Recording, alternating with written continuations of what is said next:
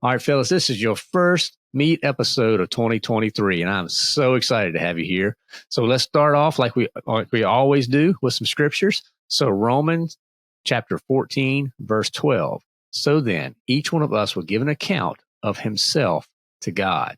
Now, if you missed the spiritual kickoff, go back and check it out. Okay, I really unpacked that scripture in depth.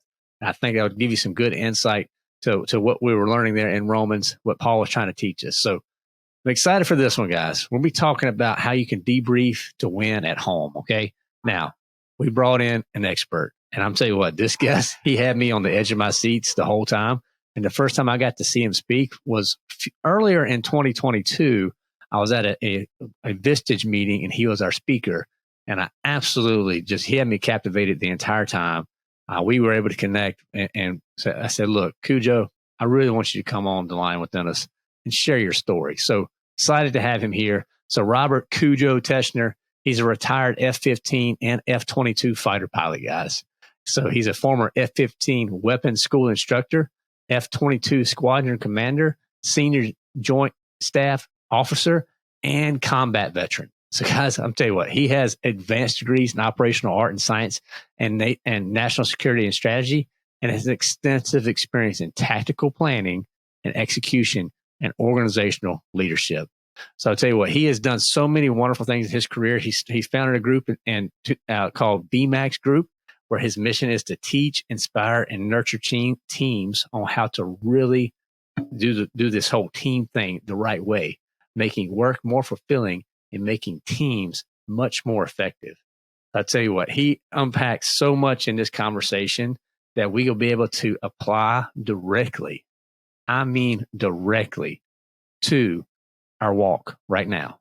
So, if you're leading at work, if you find yourself a leader at home with your children, with your wife, and you want to improve in some certain areas, specifically around accountability and thinking about how you need to start showing up, we talk about all these things, and we get very, very tactical in the ways that you can take these things and actually implement them right now. This is not something you have to plan, 6 or 8 months out. You could literally take this conversation, break it down piece by piece, and implement just a few small things today. And I guarantee you they'll make an impact. So guys, enjoy this powerful conversation with Cujo. They just heard me give a little brief bio, but that's just Chris reading words. Why don't you give them a little bit of your story, and as a caveat to it, give us a one crazy fighter pilot story that you can to get us going. Yeah. Okay. Crazy fighter pilot story at the beginning or in the middle of? Why don't you go through, why don't you do that at the very end? Why don't you give us a little bit about you first, and then you give us a crazy story at the end. Yeah. Okay. So you're looking at a guy who, when he was 4 years old, knew that he wanted to fly fighters. I was actually inspired by Luke Skywalker in Star Wars. I said, I want to do whatever it is that he's doing, however it is that I can do it over here. Top Gun comes out in 86. That reinforces the fact that I desperately need to be a fighter pilot, but I didn't live the typical, evolution into fighter pilotdom. I was a classically trained violin and piano player. I was the captain of my senior team. It just wasn't any of the cool ones. I was the captain of the speech and debate team. Wanted to go to the academy because Luke wanted to go to the academy. And then later on in life, I realized that was probably a good place to start out a flying career in the Air Force. And so applied for the academy, got rejected. And so I was on plan B. And then blessedly, a few weeks prior to basic cadet training, we get a call from the senator's office saying that I've received my appointment. So I think I'm the last person in my class to get an acceptance at the Air Force Academy. Made it through that program by the skin of my teeth. Got a chance to fly airplanes. Got a pilot slot. Went through 2 years of training to become an F-15 pilot. Got to my first operational tour, and along the way, experienced a lot of near defeats. Very few things went exactly according to plan. There was all kinds of disruptions, challenges, adversity that had to be overcome. Can dig into any of that. But ultimately got a chance to live the dream. So I became an F-15 pilot in 1998, formally graduated the F-15 course and went off and started my journey. At Eglin Air Force Base in Fort Walton Beach, Florida, I was a wingman. Then I became a 2-ship and a 4-ship flight lead, eventually I got a chance to start to become an instructor pilot. I went up to Langley Air Force Base in Virginia. I became an instructor pilot. I also got a chance to go to the Air Force Weapons School. So the program that the Navy copies in 1969, that the Air Force has had since 1949, whatever, details, minor points. Went through the program, came back as an instructor. Also had a chance to fly F-22s. What an amazing couple of airplanes. I'll always be an Eagle driver at heart, but I'm so blessed to have flown the F-22 Raptor, invisible airplane, so much power. It's just incredible. Had a career that was going gangbusters, was promoted to the rank of full bird colonel because of the good people that I worked for and with. And then I got colorectal cancer. And because of colorectal cancer, I'll make the pivot out of a career that was really going well. Missing most of my lower colon now. Body does not operate as it was originally designed to. The last time that I flew across the Pacific Ocean was in a very tiny single-seat fighter cockpit in an F-22. I think I was in the cockpit for probably about 10 and a half or 11 hours coming out of Honolulu into Okinawa. These days, I have some degree of anxiety if the flight lasts more than 2 hours, only because the system's a bit undependable these days. Right. And yet incredibly blessed to be alive. But along the way, I had the privilege of working with some of the most amazing people that you're going to meet on planet Earth. People of faith, people who were not of faith, people who were committed, though, regardless, to a common purpose of defending our nation, which was an honorable enterprise and something that I've valued since I was a kid. My father was in the Air Force, so I appreciate that. And I learned so much along the way, so much that that needs to be shared, that I'm very, very happy to be in your midst today, because I think I get a chance to share a little bit of that. Yeah. And we'll begin by me sharing a story. You said you wanted some sort of a fighter pilot story of something interesting that might have happened.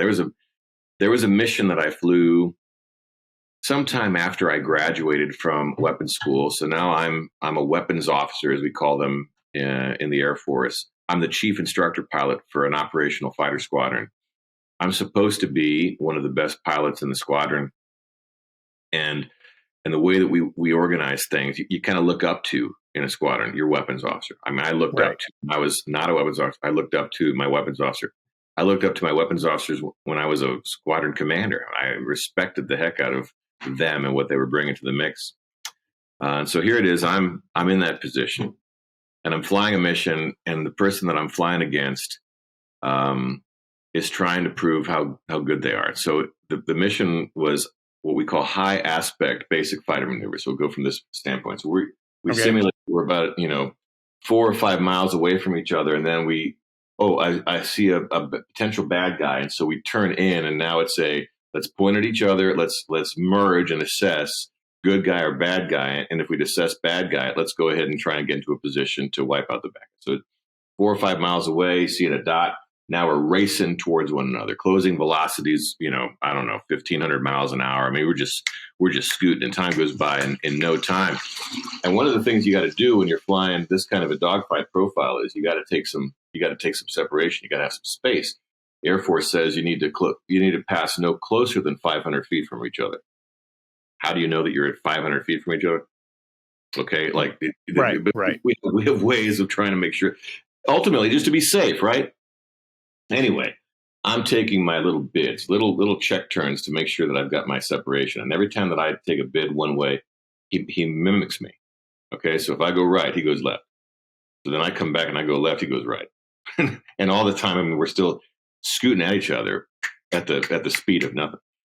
And before you know it, it's time to merge. And I'm 100% convinced we're going to hit each other. So I go into this and I do a last minute, as aggressive a maneuver as I can possibly accomplish. And he does the same thing because he recognizes, I cannot express to you enough how fast this thing is taking place. The speed, right. The speed. So you're looking at it, take a bit away, it's not going to happen. We're going to hit, boom. And you're ready for it. And in that instant where I knew that we were going to hit, time slowed down. I was very aware of things. I was very aware of sound and distance. I was aware of how far we were over the ocean, about 115 miles.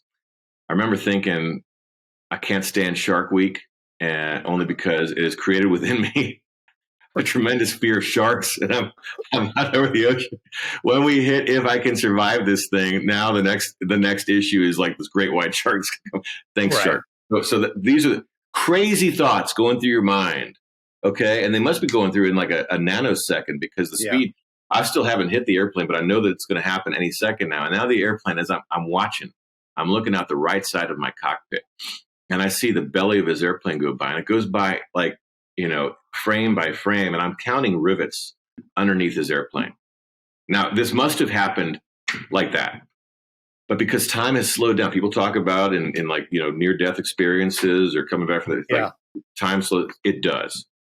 And I'm looking, and I can see how the rivets are positioned. So like, it's not just seeing individual rivets, which in and of itself is an amazing thing. I've never paid attention to the rivets underneath the airplane, but I can tell you which direction each rivet is screwed in. Now, I'm watching this go on, and I'm like, wow, he missed me. And that's the first thought that goes through my mind, is he missed me. Then I'm like, oh no, he's going to hit the tails. He's going to shave off one of my tails. I wonder what that's going to do to me. And so I look behind me, and it looks like he's going to miss the tails too, which is amazing because he's that close. Okay, he's that close to me. And then the final thing that goes through my mind as this near pass takes place is, oh no, he has his full afterburners in. He's going to melt my canopy. And I look up, and I see, an epic amount of thrust coming out of the back end of his airplane, and it doesn't melt my canopy. And I just, in that instant, I was praising the McDonnell Douglas engineers, for the great work that they had done to build a canopy that can withstand the tremendous heat coming out of the back end of this thing. Anyway, we escaped this thing by the skin of our teeth. And what's interesting is that the first thing that we do after we like collect ourselves and, take a deep breath, is we stop fighting and we go back home to debrief, to figure out why it was this thing just happened. We had plenty of gas left to go do more engagements. I mean, you could sit there and say, okay, hey, we're lucky to be alive, but we are alive. Let's go back and do some more cool stuff. No, we stopped fighting. We went back. We raced back to Langley to go debrief, to learn from this experience. Because wouldn't it have been bad if we went and set that same thing up again, and then this time we did hit? And what was really fascinating about the debrief experience was that the pilot who I flew against, the first thing that he did as we're in the pilot van coming back to the squadron was, he said, "Cujo, I'm so sorry." And what he tried to do is take immediate ownership for this, nearly horrific but actually very successful outcome. We didn't hit. That was a win. And I thought, what an awesome tribe I'm a part of. Yeah. Where the instinctive answer isn't to justify or to say, hey, it wasn't me. The instinctive approach was, hey, this is on me. And it's not, I screwed this up. I'll do it better next time. I'm sorry. Mm-hmm. I'm so sorry for this. Mm-hmm. And I came back and I said, well, I appreciate that, brother. But actually, we don't even know what happened yet. We think we know, but we have to follow our methodology to figure out, is there even anything to be sorry about? Right. And so let's go back and follow our approach and learn from this thing. And we did. And it was a wonderful experience. Recently, I got a chance to see that pilot again at a reunion that I went to. And great American, great professional. We both learned a ton from that day. And here we are to tell the story. So hopefully that fits the bill for a interesting fighter pilot story from back in the day. Once again, you blew me away, Cujo. So, for our listeners out there, I got to see Cujo speak, in person, and it was one of the best days of just period of watching a presentation. Because when you think about it, you're just going to watch any presentation, whoever gets excited about that. But I can tell you one thing, after about 5 seconds into watching Cujo, you get started, and the energy level you have and just your story, and you're just a great storyteller like you just did here, man. That was incredible. And that's why I'm so glad that you brought up the debrief part of in that story, because I kind of want to dig into that for our listeners today, because we got a lot of men listening.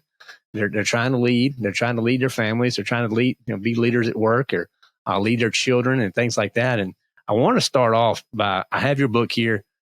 Spoiler alert for the guys. This will be the book of the week. So I'll come back on the Fun Friday. We'll make sure that we have all the links there for that. But right at the very beginning, you have what's called the mission essentials. And I wanted to read that for our listeners and kind of set up for us where we're going to be diving into this conversation, because you mentioned the word debrief a few times. And I love your definition of a debrief right here.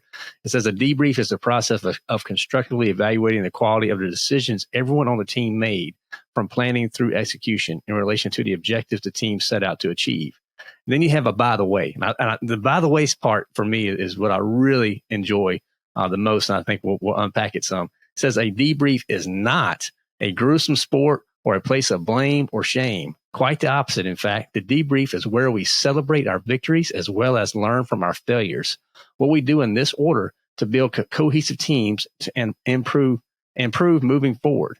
A debrief properly run is an affirming, positive experience. It is also where we begin the practice of accountable leadership. Love that by the way section. Thank you for putting that in there. So I'm curious, man, why do we not naturally do this? This is not naturally how we think, particularly at home when we're talking about leading our children or just leading our wives or just being the spiritual leaders in general. This is not a natural way of thinking, Cujo. It's not. It's not a natural way of thinking anywhere.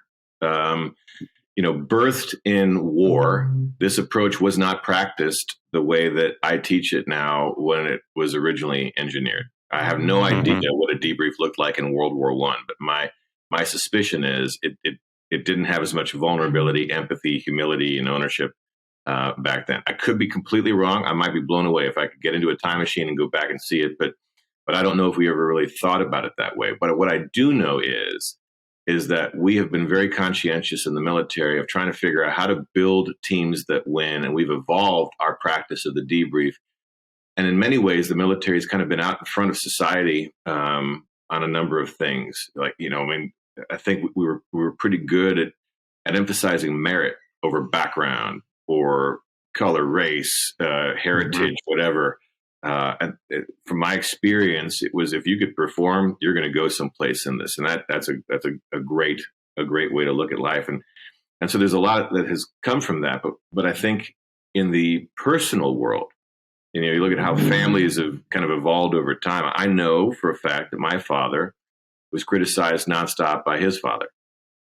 And it had an effect on how my dad looked at the world and how he saw things. And I've spoken to many people from my dad's generation who said that they had similar experiences with their parents, and specifically their fathers. And, it took a toll. And so then you have another generation that tries to account for that, tries to do things differently. And yet vestiges keep on making their way through. I think it's very easy for us to be critical.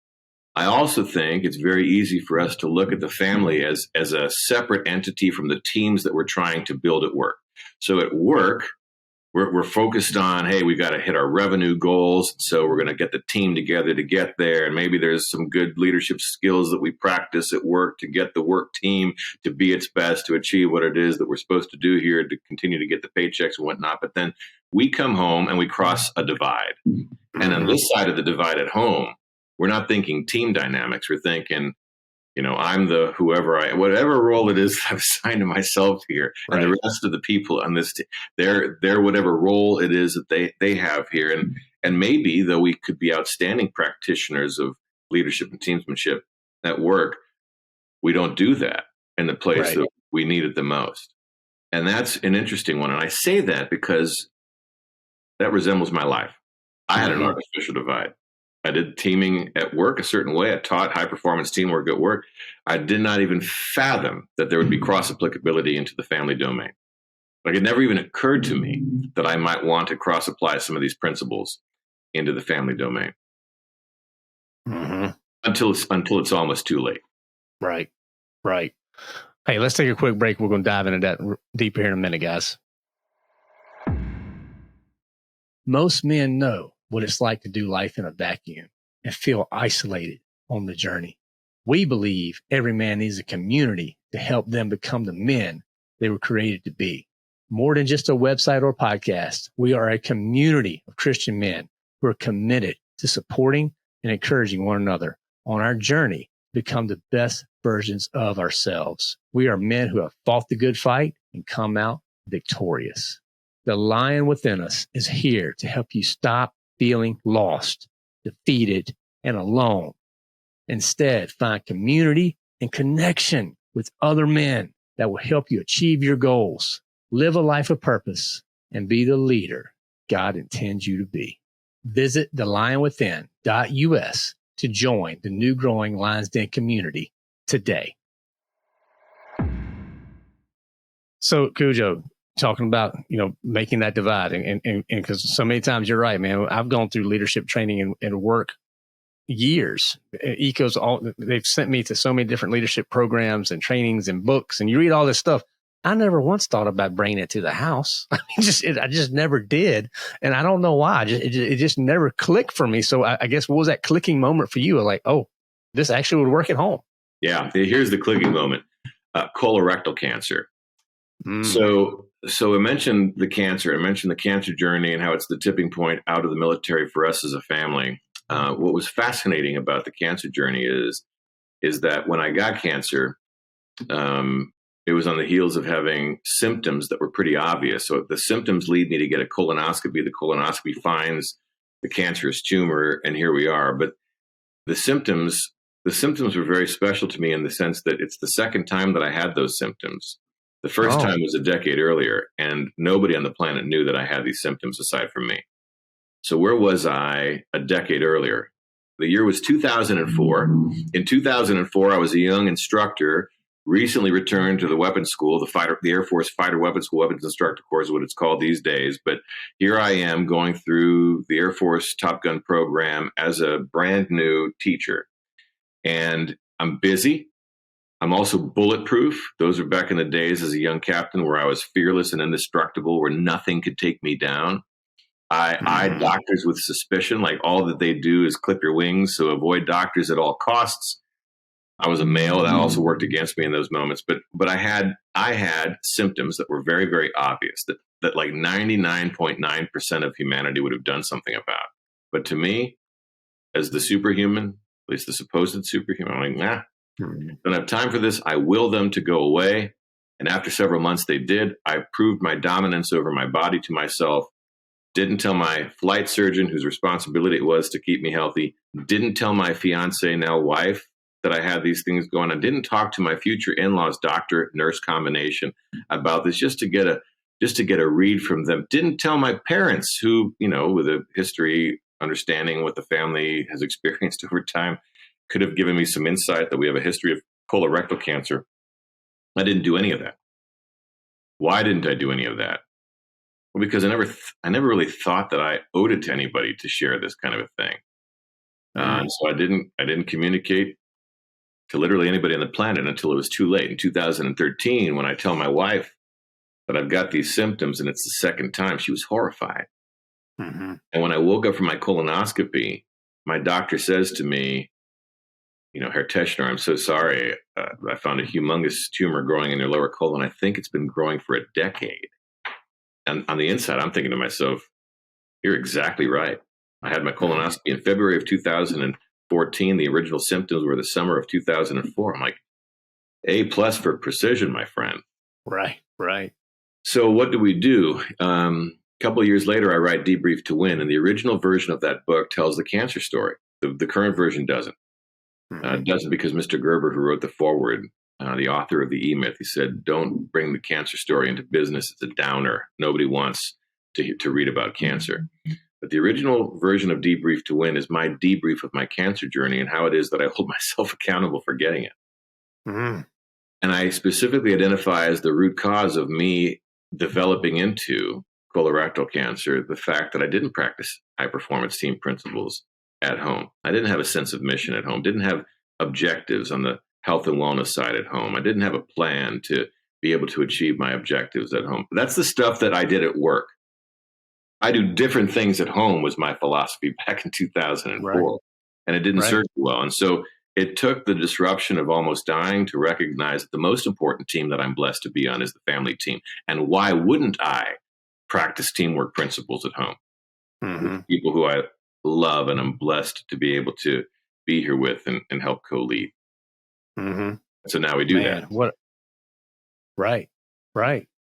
So I mean that that's in many ways, 10 years, and then you get that diagnosis, and, it sounds like you and your wife, you responded the right way, which not many people would have. Many people would have responded, they would have turned, they would have been, just lashing out at God.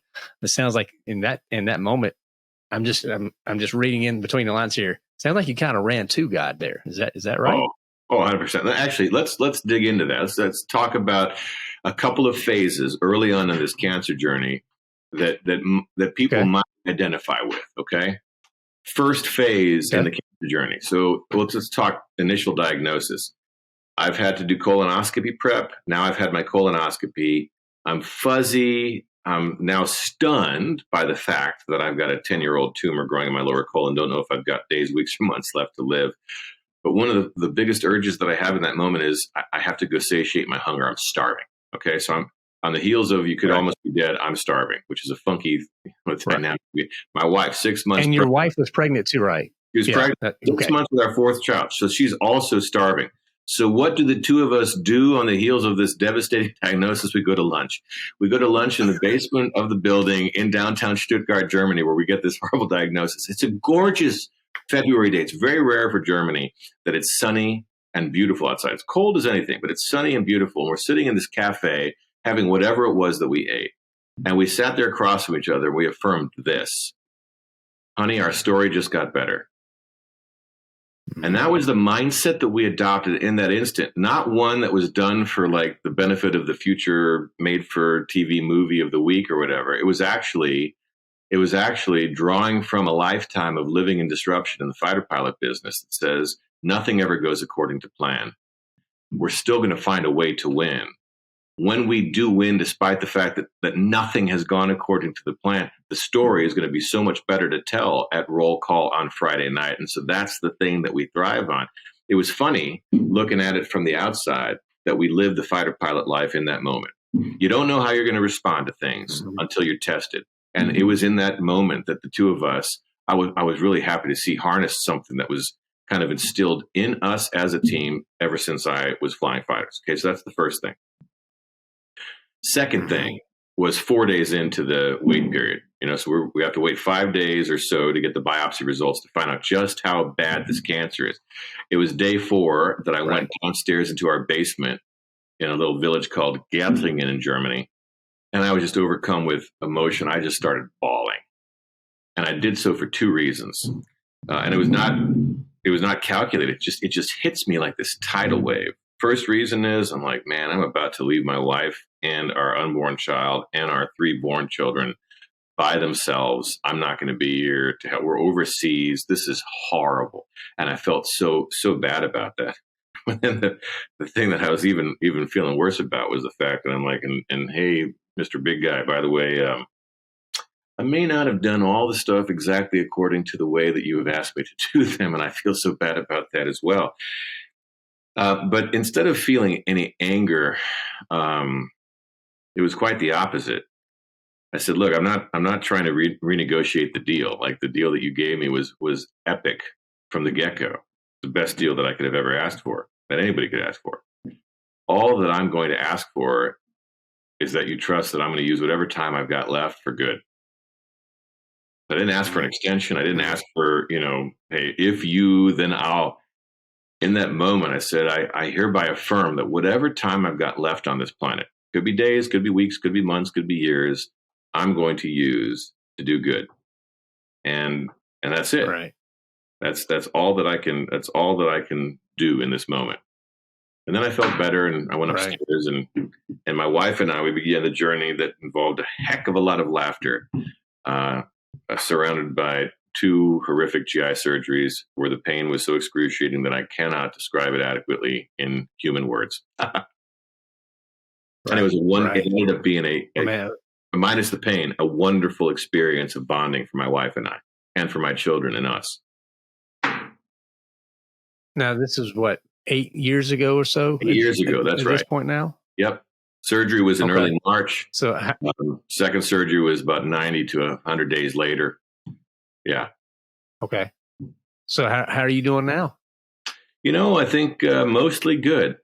The body does not respond well to I don't absorb nutrients very well any longer. I don't have the energy that I used to. I've got a lot of things that that don't perform to specs, and yet I'd say mostly good. A, I'm still here. B, I'm privileged to lead a beautiful family and to spend whatever time that we get to spend together in an incredibly quality way. I'd say mostly good. And we'll figure out how to continue to improve on the physical issues as we go forward. Right. Well, I mean, just thank you for sharing that. Because I mean, again, stories like that, are important to get out, because it gives hope to others, because you never know who's listening. We have a lot of listeners to the Lion Within Us out there. And I'm sure, whether it's cancer or other types of sicknesses that hit our guys directly or their families directly, and how you respond to that moment. I thought it was very just encouraging to hear you say that you and your wife responded with laughter, and you had a lot more laughter in that season. And yes. Man, what a beautiful way to respond to something that could really could make so many people just go completely away from God and just have and be bitter. You guys chose the other path. Well, you could sit there in a prideful way and say, "Look at how awesome we are." What I am constantly reminded of is how blessed we were to be raised in an environment, and she lived it as well as the wife, of a member of a fighter squadron. To be raised with a bunch of people whose attitude was, no matter what the odds are, no matter how difficult things are, we're going to find a way. And that sort of that kind of like, it affects your outlook on life. So we're beneficiaries of a mindset, attitude, approach that we're privileged to have in our high performance teams in the military, which is really, really cool. Then we come back to, I felt since the moment that I first laid out on my wife, that the good Lord put her in my life as a gift and a blessing. I was taken by her moment number one. And she validated the fact that she was that blessing in my life through our darkest times. And so what an awesome experience that is. Would I reverse engineer my life and get rid of the cancer story? Heck no. Because of so much good that came from it. It affirmed everything that I had hoped. There's nothing more that I could have wished for in a spouse or in the children that we're privileged to have. I mean, they showed me unconditional love when I was the grumpiest grouch of all time, when I had nothing left in the tank and I was in agony and pain for days and weeks on end. They were the ones who always were kind, always supportive to me. I mean, what more is there than that? Like, I mean, that's just so epically wonderful. But you said something earlier that I feel like I have to come back to. So when we're talking about the experience of cancer and the journey that we've gone through, and how it was that my wife and I were blessed to be able to respond in that moment, I have to share with you that I had another tearful moment in those early days, and it was when I was in the hospital recovering from surgery number one. And the nurses were forcing me to get up and walk. They said, it's really important that you get up and walk. As painful as it is, as much as you can't really do it very well, you have to walk just to the bathroom and back. And so I was following their counsel. It was horrifically painful. I'm walking to the bathroom, and I get to the bathroom and I just burst out in tears. But they aren't tears of pain. They aren't tears of anger or frustration. They're actually a funky set of tears of joy. And the reason why I had joy in that moment was that I finally had empathy. I had this epiphany moment of empathy has finally awoken in me that was absent previous. And I was taken back in time to a night when my wife and I were in Washington, D.C. I was a student at the National War College, and we were invited to attend a dinner honoring Admiral McRaven. So if you remember the gentleman that gave the commencement speech or the talk about Make Your Bed, former Navy SEAL, 4-star Navy Admiral, he was being honored. All the Joint Chiefs were there. We were sitting at the table of a former chairman of the Joint Chiefs, who is now my instructor at the War College. It was just such a wonderful thing at the Reagan Center. And seated at our table was, I think, a tech sergeant who lost both of his legs in a bomb attack in Iraq. So he's seated there in his wheelchair, and his wife is there. And because he's a wounded warrior, all the generals and admirals make a point to come by our table to shake his hands, to thank him for what he's done. And as a lieutenant colonel, I'm there in my mess dress or formal, attire. Mm-hmm. My wife's looking stunning in a beautiful gown. Where everybody says the right things, right? All the things that you would probably write out. You must say this to person who's lost legs. And what struck me in the moment was how disinterested he was in any of that. He sat there. He tolerated it. He shook the hands of whoever. It didn't move him at all. His poor wife was there, making up for it. Oh, thank you so much, sir. It was really powerful that you'd come and meet with us. And she was doing brilliant work. Right. He didn't care at all. Why? I didn't understand it when I was healthy and fit, when everything had gone perfectly for me on the physical side. But I did understand it when a piece of me was missing. I empathize with the fact that he didn't maybe feel like he was as much of the person that he once was, and that no words are going to change that. And the reason why it was tears of joy is I think it's a very human thing to be empathetic. I think it's inhuman or whatever. It's robotic to see the world as a series of ones and zeros. Well, just overcome that dysfunction. Oh, just deal with it, move on. Ultimately, we need to be empathetic to understand where people are coming from. And I don't think I was when I was on active duty. It took cancer to get me to that point, and I'm grateful for it. And then we fast forward. I was on a flight not too long ago. We were coming out of St. Louis. I was on my way to Boise, Idaho. We had to stop in Salt Lake City. And coming out of St. Louis, we were socked under with ice. We had to get de-iced, and it's an hour and a half delay is the ultimate outcome. And everybody has a connection in Salt Lake. And so everybody's frustrated on the way to Salt Lake. And we're looking at our things, and everybody knows they're not going to make it. And it's just throwing travel into total chaos. When we get to the ground in Salt Lake, two people come racing up from the back of the airplane while we're taxiing to the front to be the first people off. And now, we got the announcements, you cannot be, we're on an active taxiway. You need to return to your seats, and they won't. And so now the airplane has to come to a stop because it can't continue to taxi with people that are standing up. And now people are, it's almost coming to blows. Then eventually they cajole the people to go back. But at the nanosecond that we stop at the gate, one of those two comes back, pushes everybody out of the way to be the first person off the airplane. And now people have got their cell phones out. They're ready to record the fight that's going to take place for sure, right? And I remember being really angry in that moment because I had a connection to catch. And there was a chance that I might make it, but everything had to go exactly perfect for me to do so. And this was not going to help us. Ends up, none of us make our connection because they couldn't get the air stairs to connect. It took us 45 minutes to get off the airplane, which just only aided the whole anger piece. But it was in that moment that I reminded myself, I have no idea what this person's dealing with on the inside right now. And what you said really hit home. You never know what somebody's dealing with. On the outside, when people ask us, how you doing? Oh, I'm fine. I'm great. Life is great, brother. On the inside, I just lost my best friend, got the cancer diagnosis coming back, dog's about to die, wife's going to leave me, whatever the case might be. On the inside, we're broken. And I was reminded of the revelation in Stuttgart to be able to sit there and throttle back my anger and go, what if her mom's about to die? What if something else horrific is about to happen and she has to get there? That's probably a better way to think about things than the opposite. Assume fault, assume guilt, assume punishment. And so I appreciate you allowing me to go down that path for just a moment, because that was something that I had to learn, and I learned it late in life, and it's unfortunate. I wish I had that empathy a little bit earlier. Amen, brother. Hey, we'll be right back, guys. Satan is everywhere, including your local library. To help combat that, we put together a list of our featured books of the week to help you strengthen your mind and grow as a Christian leader.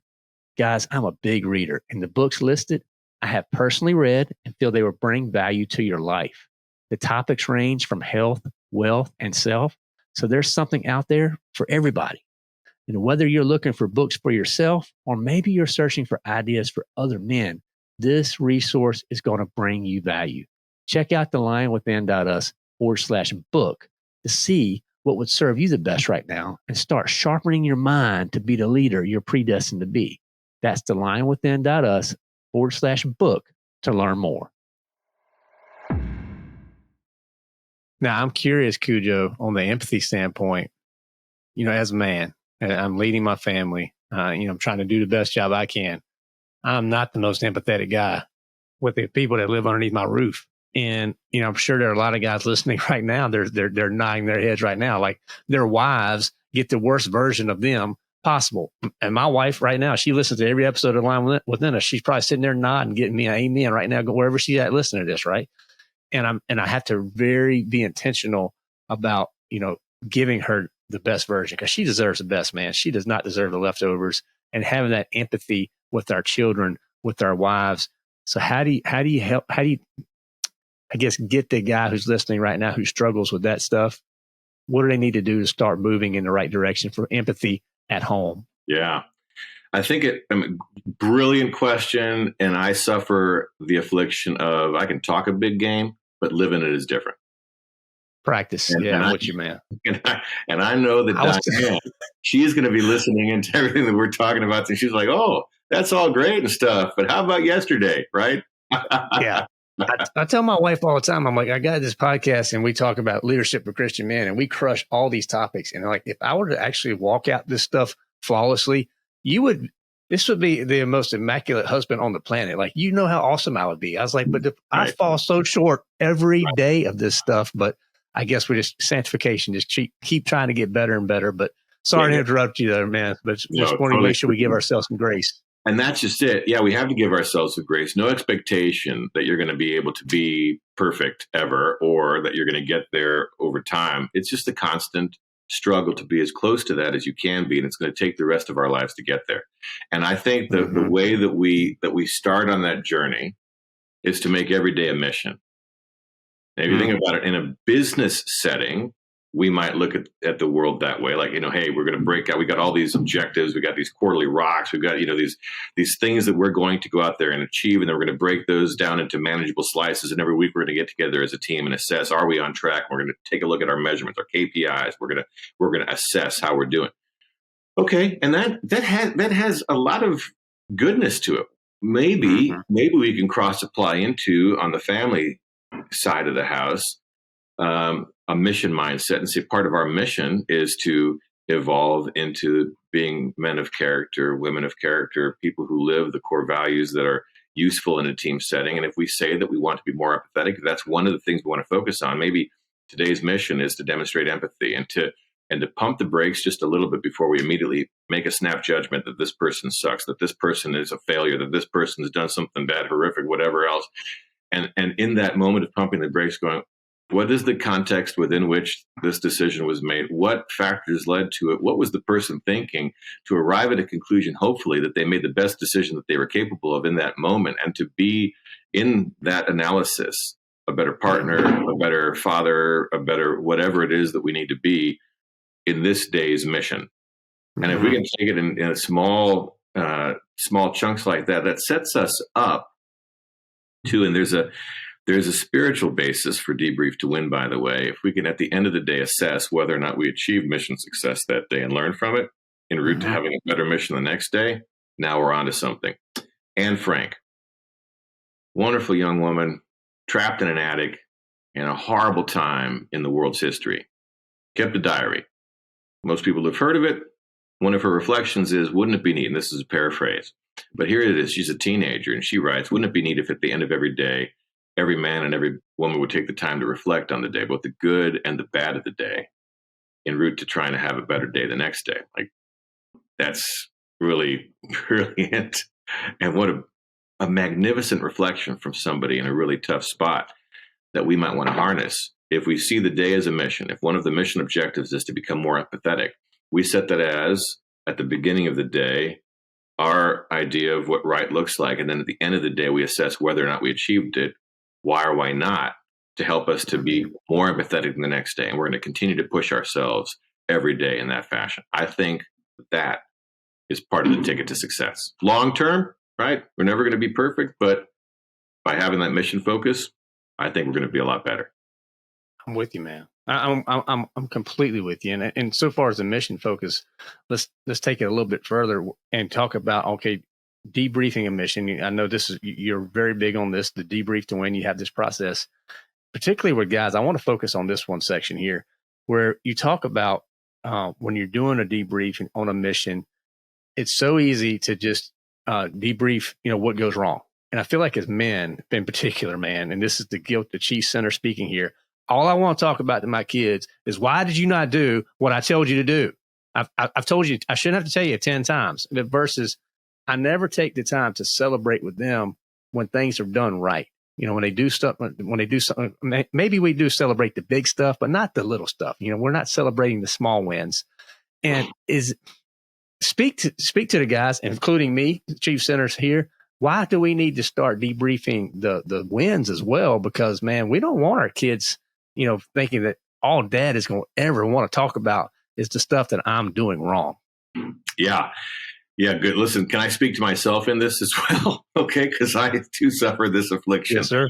I have a bias towards being hypercritical. My wife said when I used to come back from deployments, I was the eye of Mordor, and I would notice everything that had been changed. And she took that as a personal attack, and it was always a dicey proposition in those early days post-deployment for us. But here's the thing. You have to ask yourself, what is the best way to make an impact on somebody?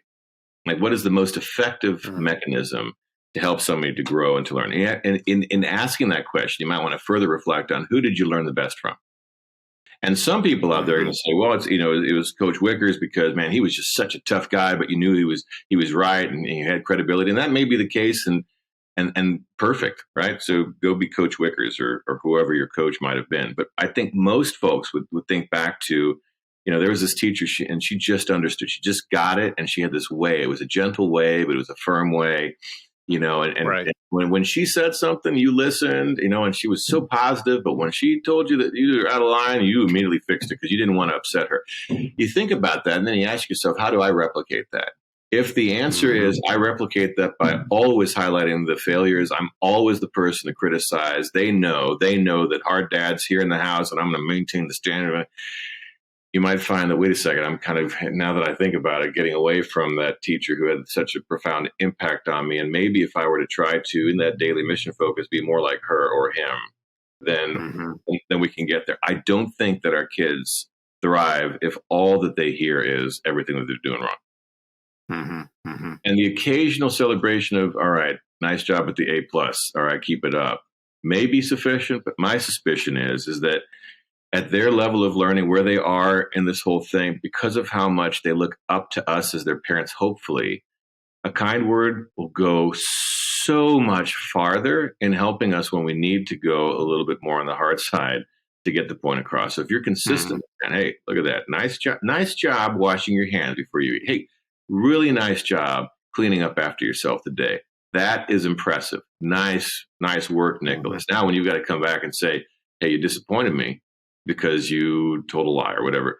The delta between happy dad and disappointed dad is that much more significant. They want this. Right. They let you down, and they're going to probably raise their performance in many cases, not all.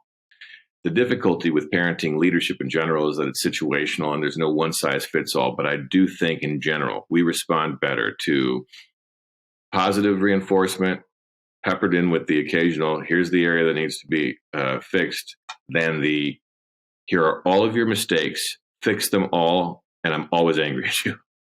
Yeah. Which is sometimes, we don't think we're coming across that way, but I promise you the kids are seeing us that way. Yeah. Yeah. And I think it just, man, it's something we're just not aware of. And I think we just got to be a little bit more in tune and aware. And like you said, I love how you start off with empathy there. And I also think it's something as dads in particular, as men listening, your kids need to see a pretty high level of vulnerability with you.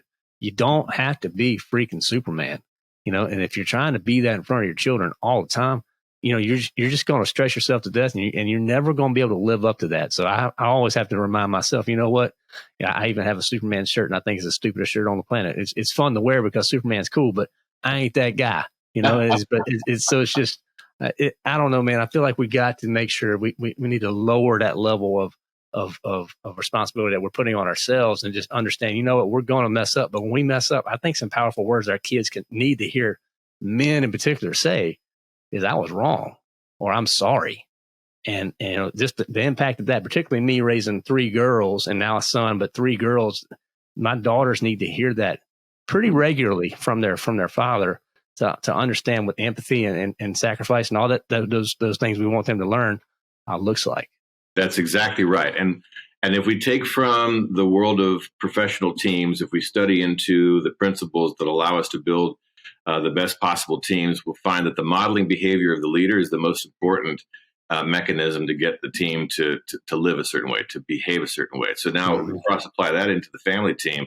Our modeling behavior as parents, and specifically as fathers, if the demographic is largely that, is so important to building young men and women of character. Right. If we lie, guess who's going to follow in our footsteps? If we can't ever own up to our mistakes and weaknesses, guess who's going to be the next generation of not owning up to our mistakes and weaknesses? And then we're deploying kids into the world who aren't necessarily doing good, but are actually the poison on a team that people want to cut out. I was talking to somebody just a couple of days ago, and they were asking me some situational questions. One of them was tied to, hey, we've got a team. It's a sports team. Well, we've got a bunch of good players, but none of them are that great. And then we've got a superstar. And the superstar, that's hitting home runs, gold glove, defense, complete jerk. The person who you do not want to hang out with, what do you do there?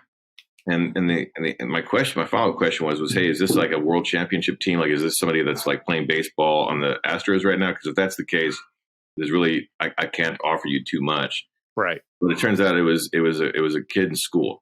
Okay, well then, from my vantage point, kids cut from the team pretty quick. I mean, there was some more context there, but let's get rid of to let that person know that this behavior means that no matter how good you are at what you do, you can't be a member of this team.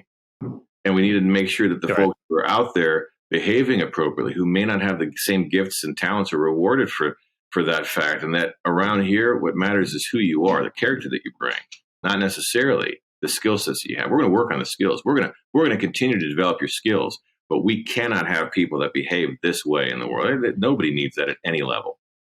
Man, that story right there. So quick story on that one, because you immediately brought it up to me. So high school, senior year high school for me, I played baseball, and the coach going into our senior year made a rule. Said, okay, you guys want to play ball, which you're going to have to put in the work in the off season. So if you didn't play football or if you didn't play basketball, you had to put in your condition. You had to go weightlifting, right? You had to do and show up and put in that preseason workout. So we did, and we had a really good team, right? I mean, our team was one of the best that school had ever had, and this was a small county. So for us to have a good team was a big deal. I mean, it was pretty cool that we had a good team, except one player. Our left fielder refused to go to conditioning. And we played with this kid, Cujo. I remember playing with this kid in T-ball from when I was 4 years old, and we're up now 18 seniors at high school. And we kept saying, Josh, you need to come to conditioning. And he kept blowing it off. Coach stood and said, when it come time to make the team, Josh was not on the roster. He missed his senior year. But I tell you what, that team, we rallied together because we actually respected the coach for one, following through for what he put in place. And man, we had a phenomenal year. Josh, it's probably one of the biggest regrets of his life for how he responded. But that was a lesson for me of accountability. Do what you're supposed to do, show up, but then follow through for what you actually, the plan, what's important, you make important by actually following through and staying to it. So man, that jumped out when you said that story immediately came to the forefront. I wanted to share it with you. Absolutely. And I tell you what, the bigger picture here, and I think from your podcast standpoint is developing people of character. We're talking about the family domain. It's to develop kids of character that can go off and do good in the world. I think that's our primary charge as parents.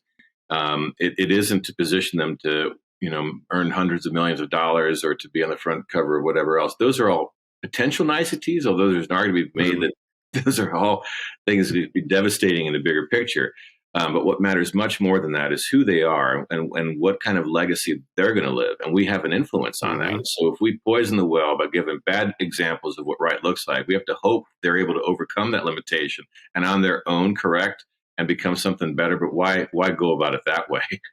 Right. Why not try to give them the best examples that we can of what right looks like, demonstrate love of our spouse so that they can in turn do the same with theirs down the road. that's mission critical right now at a time when ownership is so low in society right now, where we're constantly being told that, despite the fact that things are getting worse, it's somebody else's fault. It's a really tough time to be a kid.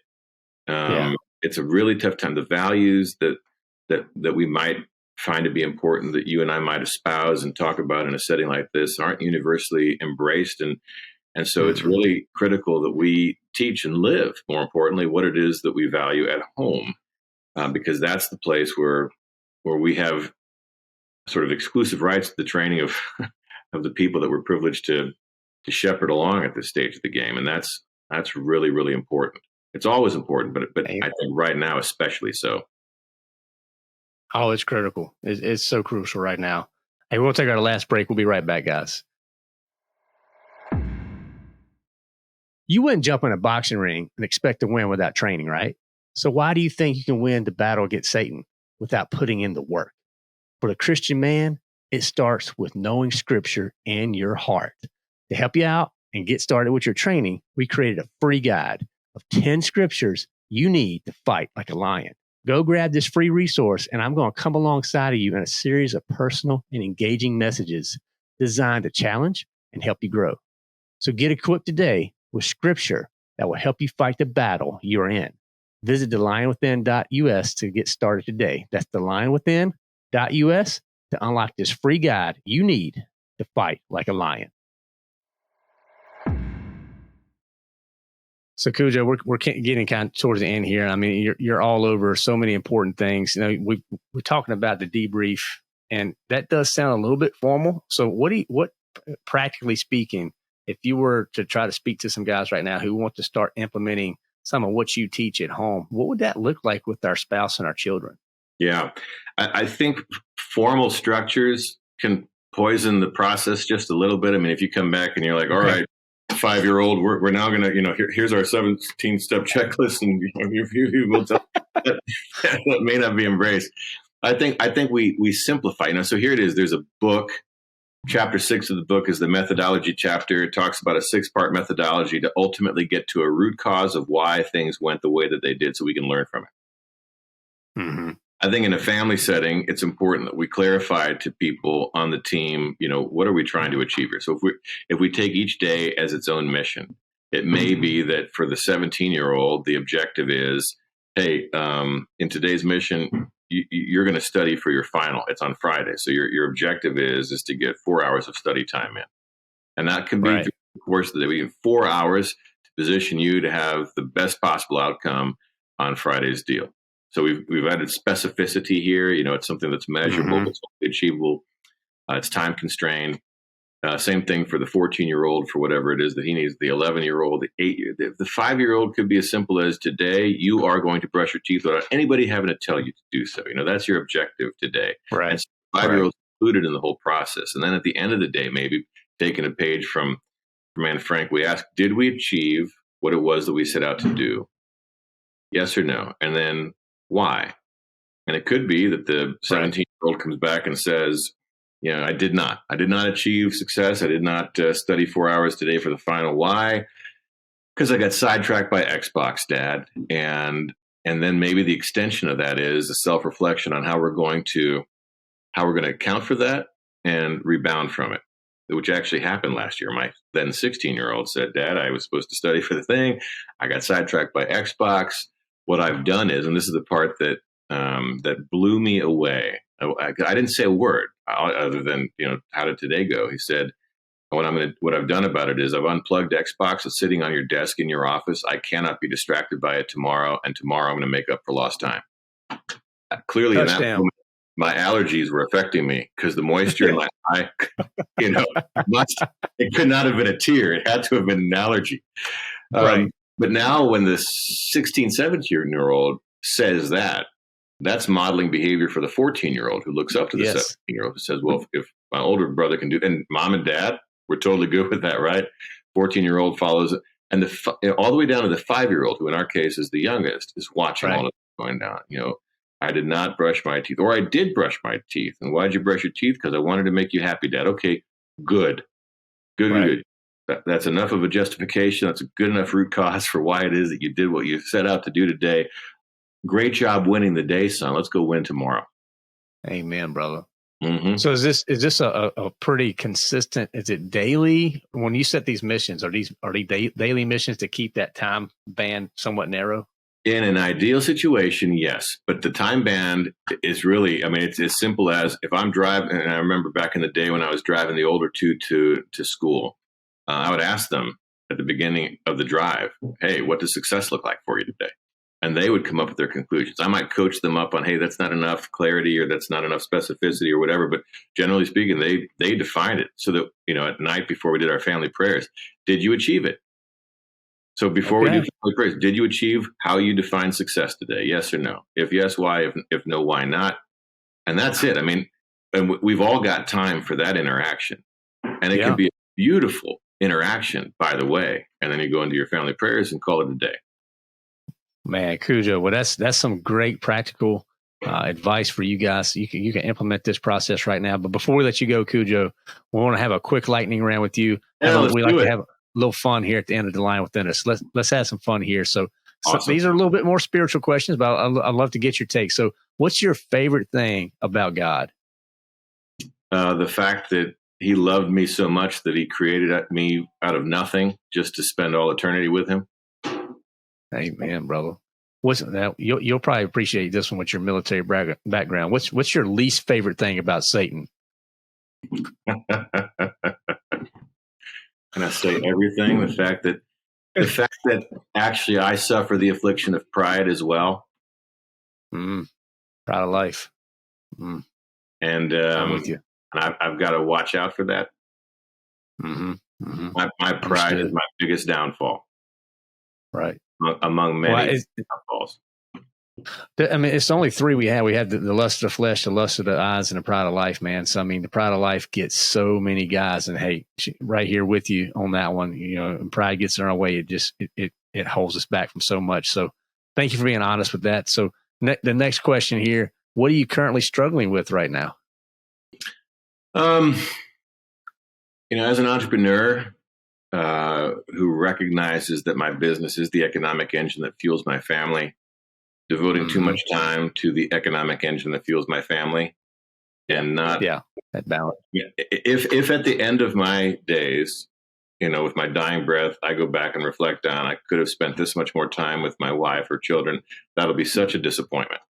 So that is my biggest struggle. How does one create balance here? In the Air Force, I had very, very low to no balance, but I accounted for it. Right now, I'm trying to figure out how to do that appropriately. So that's the struggle. Okay. Well, just kind of pulling on that same thread a little bit. What'd you spend too much time doing last year? Working on my company. Yeah. I thought you'd go there. I just wanted to say, was there something else?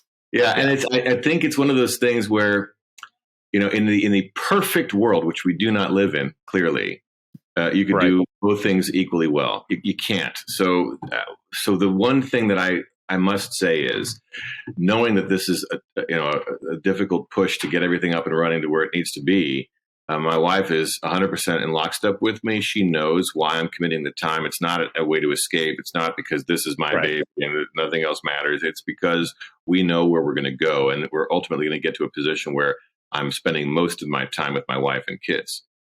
And in order to get there, we've got to sacrifice right now. So just to be clear, I'm 100% on board with this approach. Yeah.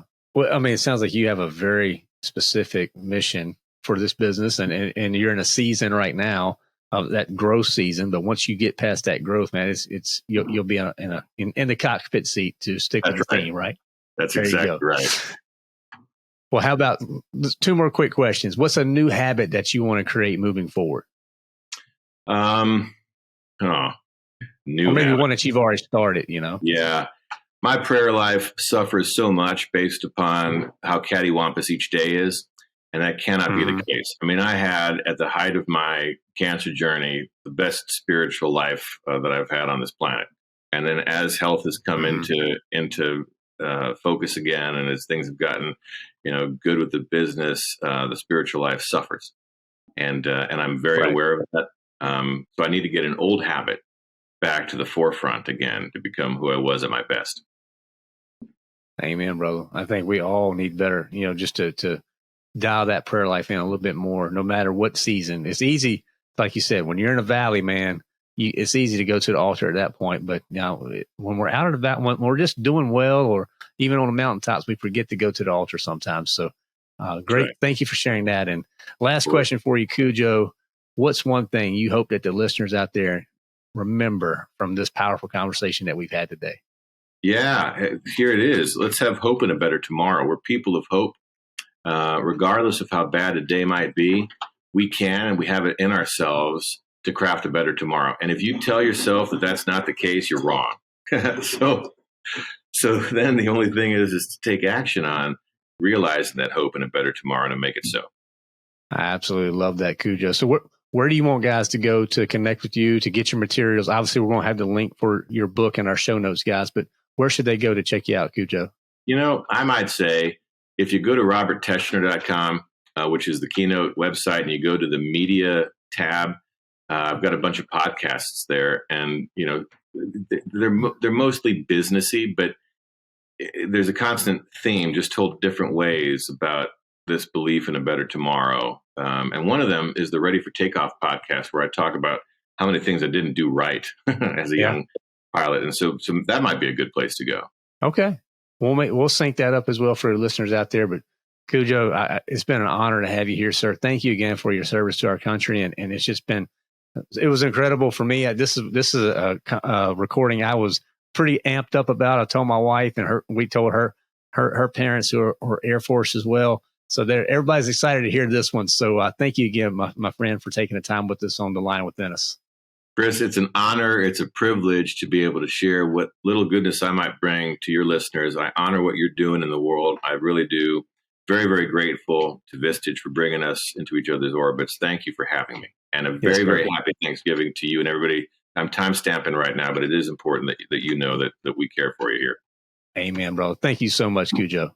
Absolutely. Is your daily routine setting you up for success or failure? Each day is an opportunity to improve, and it starts with solid habits. We created a guide that outlines 9 powerful habits that will strengthen the physical, mental, and spiritual areas of your life. To get your free guide, check out the link in the show notes or hop over to thelionwithin.us/habits. That's thelionwithin.us/habits, and start creating the habits you need to be the leader you're predestined to be. Now, guys, I told you it was going to be a great conversation. Eventually, you're going to start listening and believing me. I'm just kidding, but seriously, it was phenomenal to have Cujo on here. It was such a treat, such a delight to be able to work with him.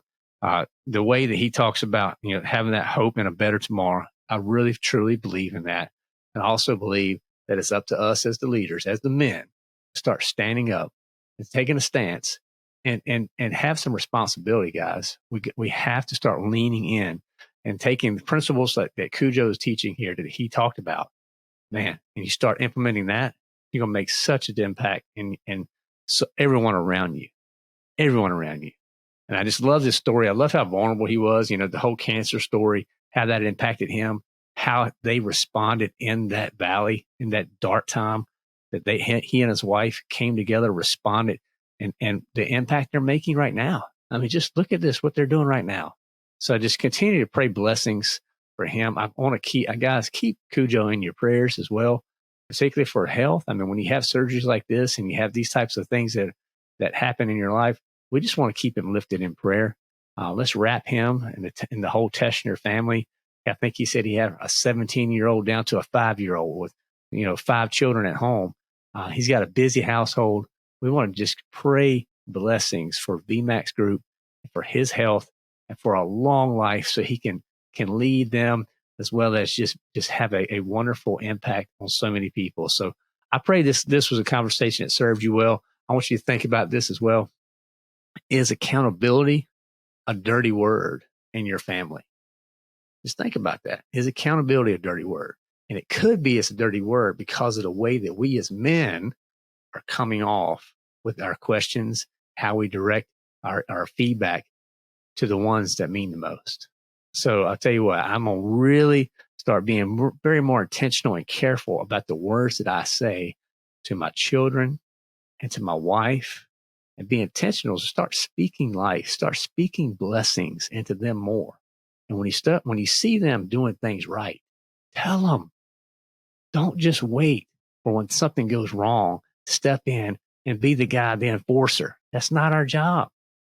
Let's be like Barnabas. Let's be that son of encouragement. Let's encourage others in our homes and then watch the blessing that flows from there. So guys, I pray that this conversation serves you well. I pray you got something out of it that you're able to take and apply to your life right now. And if you did, I would encourage you to share it with someone else. I would also ask you that you give us a rating and review, a 5-star rating, write a review. That makes all the difference in the world. And then the last thing, if you want to connect with us more, go to the community. Our community is wide open. That is the only way to get an exclusive opportunities to engage with me, with others directly. Every week we have lunches, we have live events, we have Ask Me Anything, we have Bible study, we have forums, we have courses. We are building content every day to serve you, to help you be the leader God intends you to be, because we need strong Christian men stepping up at home, stepping up with our children, stepping up at business, across the board in our communities. And that's what the Lion Within Us is all about. So don't just sit on the sidelines. Go to thelionwithin.us, join our community. It's 30-day free trial. Just get in and see for yourself. And then once you see that there's value there to help you grow, I pray you continue to be part of our community moving forward. So thank you guys again. Looking forward to this year. 2023 is here. I cannot believe it. Wow, where did 2022 go? But just looking forward to being obedient to whatever God has called the Lion Within Us to do. And we're just going to do that, guys. We're just going to simply do whatever the good Lord tells us to do. So I pray you have a great day. Come back on Friday. I'm going to have some good tips to wrap your week up. And hopefully, guys, that'll be something to send you to the weekend, especially with a couple fun dad jokes that I think you're going to enjoy. So we'll see you back here on our Fun Friday. Get after it. Remember to debrief to win. And let's get out there and unleash the lion within.